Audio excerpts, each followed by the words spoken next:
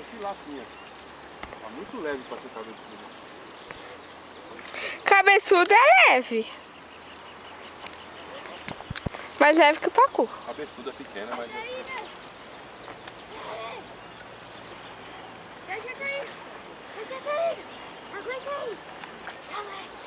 Não, não precisa, o nosso tá aqui, ó. Cadê o nosso? Tá embaixo das coisas das crianças aí, não. Vamos pegar esse daqui, vai.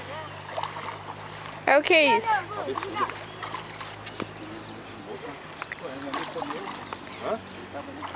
Não é muito não, é que eu gosto da pouco embaixo, ela já vem normal por causa do leite moço, se você cair naquele líquido branco na água. Vem pra cá, Pioca, acho que você consegue ficar nesse barro aqui. Olha lá, um anzol só o último pegando na boca dela. Espero que ela balance muito pra não soltar muito a massa. Hã? Embaixo em cima.